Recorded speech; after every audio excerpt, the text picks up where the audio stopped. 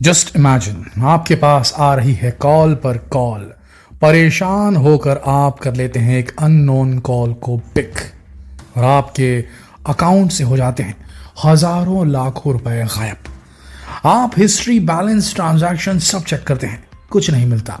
आप रिपोर्ट करते हैं, इन्वेस्टिगेशन करते हैं, पर कोई फायदा नहीं होता। है ना ये किसी डरावने सपने से भी ज्यादा डरावनी घटना। अगर आप चाहते हैं कि ये घटना आपके साथ ना घटे तो इस वीडियो को अंत तक जरूर देखिए, क्योंकि यह आपके साथ कभी भी हो सकता है। ये किया जा रहा है सिम स्वैपिंग के जरिए और भारत में बढ़ते ही जा रहे हैं सिम स्वैप फ्रॉड के केसेस। सिम स्वैप फ्रॉड के बारे में ज्यादा से ज्यादा जानकारी लेना अब आपके लिए कोई ऑप्शन नहीं, ये आपकी और हमारी जरूरत बन चुकी है, क्योंकि निशाना यहां हमारी मेहनत की कमाई को बनाया जा रहा है। दोस्तों, ये सिम स्वैप होता क्या है, पहले आप ये समझ लीजिए। जब भारत में नेटवर्क में तेजी से बदलाव होने लगे, टेक्नोलॉजी तेजी से डेवलप होने लगी, तभी शुरू हुई थी सिम स्वैपिंग। स्वैप का सीधा मतलब है अदला बदली। ऑथेंटिक सिम स्वैपिंग तो ये है कि जैसे आपको अपनी 3G नेटवर्क वाली सिम को 4G नेटवर्क में कन्वर्ट करवाना है, या अब 4G वाली सिम को 5G में कन्वर्ट करवाना है। आप सर्विस प्रोवाइडर को कॉल करते हैं और कहते हैं कि जी आप मेरी सिम को इस नेटवर्क में कन्वर्ट कर दीजिए। ये है ऑथेंटिक तरीका, सही तरीका। मोबाइल चोरी हो जाने पर या खो जाने पर भी सर्विस प्रोवाइडर्स ये सुविधा देते हैं कि आप एक कॉल पर ही सारी इंफॉर्मेशन सबमिट करवाकर अपने लिए नई सिम निकलवा सकते हैं और पुरानी हो जाती है डीएक्टिवेट। ये सर्विस आपकी मदद करने के लिए प्रोवाइड की जाती है, लेकिन अब इस सर्विस से बड़े बड़े फ्रॉड्स को अंजाम दिया जा रहा है। क्या आप जानते हैं कि सिम स्वैपिंग वाला साइबर क्राइम भारत में किस हद तक बढ़ चुका है? दोस्तों, जनवरी में वेस्ट बंगाल के एक 12वीं पास आदमी ने एक बिजनेसमैन के 1.7 करोड़ रुपए उड़ा लिए, 1,70,00,000 रुपए उड़ा लिए इसी सिम स्वैपिंग ट्रिक से, और पैसों को 15 अलग अलग अकाउंट्स में ट्रांसफर कर दिया। विक्टिम एक 75 साल का बिजनेसमैन था, जिसने देखा कि उसका सिम कार्ड बिना उसकी परमिशन के, बिना किसी नॉलेज के ब्लॉक कर दिया गया है। उसने जब अगली सुबह नया सिम कार्ड निकलवाया, तब उसे पता चला कि उनकी फाइनेंस और ट्रेडिंग कंपनी के 6 बैंक अकाउंट से 1.7 करोड़ रुपए गायब हो गए।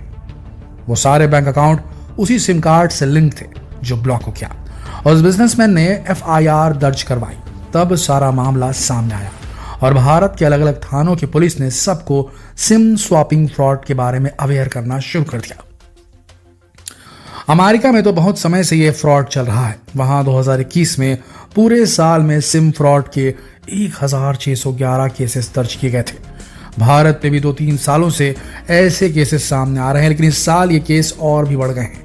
14 दिसंबर को द हिंदू में पब्लिश हुई खबर के अनुसार एक आदमी के बैंक अकाउंट से बिना किसी OTP, बिना किसी अलर्ट के 50 लाख रुपए गायब कर दिए गए। FIR के अनुसार इस आदमी के पास बहुत सारी मिस कॉल आई। उसने तंगा कर कॉल पिक कर ली, उधर से कोई आवाज नहीं आई। उसके बाद उसे खबर मिलती है कि उसके अकाउंट से बहुत सारी ट्रांजैक्शन हुई है और लगभग 50 लाख रुपए निकाले गए हैं। पुलिस के अनुसार यह सिम स्वैप फ्रॉड हुआ है। ये फ्रॉडस्टर अपने टारगेट की पर्सनल इंफॉर्मेशन किसी तरह जुटा लेते हैं। उनके पास कई ट्रिक्स हैं, जैसे fake mails, fraudulent phone calls, fake text messages और भी कई तरीके।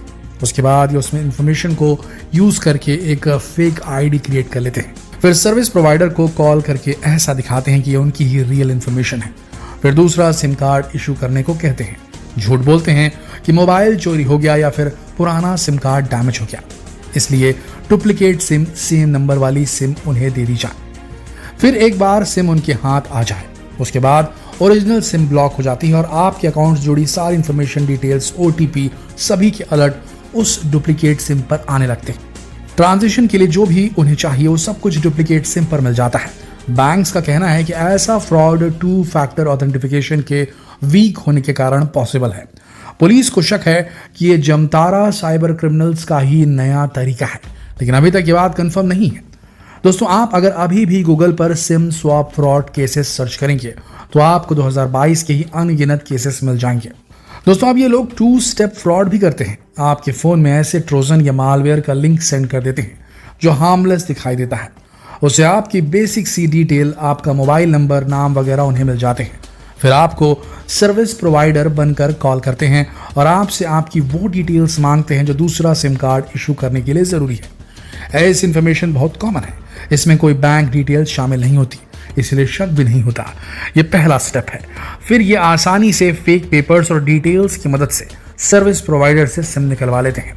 वेरिफिकेशन के बाद सर्विस प्रोवाइडर आपकी पुरानी सिम ब्लॉक कर देते हैं और नई सिम इन्हें मिल जाती है। उसके बाद आपके मोबाइल में जो सिम है उसमें कोई नेटवर्क नहीं आता। फिर आप जाते हैं सर्विस सेंटर में तो आपको अचानक पता चलता है कि आपने सिम स्वैपिंग की रिक्वेस्ट दी थी जो आपने दी ही नहीं, और फिर आपको ये भी जानकारी हो जाती है कि आपके पैसे चोरी हो चुके हैं। दुख की बात तो ये कि इस फ्रॉड से बचने के लिए आप ज़्यादा कुछ नहीं कर सकते। आप बस ये कर सकते हैं कि जैसे ही आपकी सिम में कभी नेटवर्क आना बंद हो जाए तो तुरंत पता करें कि ऐसा क्यों हुआ। सर्विस प्रोवाइडर से कांटेक्ट करें, अलर्ट रहें, किसी के साथ अपनी कोई भी इंफॉर्मेशन शेयर ना करें। अगर कोई भी एजेंट आपको कॉल करके कोई जानकारी दे तो घबराएं नहीं, ये पता करें कि वो जानकारी सच है या झूठ। दोस्तों, बैंकों का और पुलिस का कहना है कि अगर आप इस फ्रॉड से बचना चाहते हैं तो आपको हर बैंक अकाउंट के लिए 2 स्टेप वेरिफिकेशन की प्रोसेस को कंप्लीट कर लेना चाहिए। साथ ही अपने हर बैंक अकाउंट पर एक अपर विथड्रॉल लिमिट सेट कर देनी चाहिए ताकि उससे ज़्यादा पैसे ना निकाले जा सके। अगर सिम काम नहीं कर रही है तो तभी अपना नेट बैंकिंग पासवर्ड चेंज कर दें। अगर आपको थोड़ा सा भी शक है कि आपकी सिम ब्लॉक हो गई है तो तुरंत बैंक को कॉल करें और अपनी सभी ट्रांजैक्शंस को रोकने के लिए कह दें। हमेशा अपनी सिम पर एक सेटिंग करके रखें कि जब भी आप सिम को किसी और डिवाइस में इंस्टॉल करेंगे तो एक पिन डालेंगे तभी सिम कार्ड एक्टिवेट होगा। कोई भी ब्लैंक कॉल आए तो अपने सर्विस प्रोवाइडर से उसके बारे में पूछें और बैंक से लास्ट ट्रांजैक्शंस के बारे में ज़रूर पूछें। खासकर जब ब्लैंक कॉल के बाद सिम का नेटवर्क गायब हो जाए तो समझ लीजिए कि कुछ ना कुछ गड़बड़ तो है। इसी तरह की सावधानियां बरतकर आप इस फ्रॉड का शिकार होने से खुद को बचा सकते हैं। बड़े बड़े बिजनेसमैन के करोड़ों रुपए इस फ्रॉड से गायब हो गए और जब तक उन्हें जानकारी मिली तब तक उनके सारे रास्ते बंद हो चुके थे। लेकिन एक रास्ता बैंक्स ने अपने कस्टमर्स के लिए खोल रखा है, वो है इंश्योरेंस। बैंक आपको अब साइबर फ्रॉड के लिए इंश्योरेंस पॉलिसी देते हैं। अगर आप इंश्योरेंस करवाएंगे तो बैंक आपके फ्रॉड को कंफर्म करने के बाद इंश्योरेंस कंपनी को जानकारी देंगे।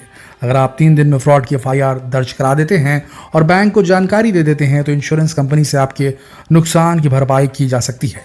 और अगर 4 से 7 दिन तक बैंक को जानकारी देते हैं तो 25,000 का नुकसान आपको खुद उठाना होगा।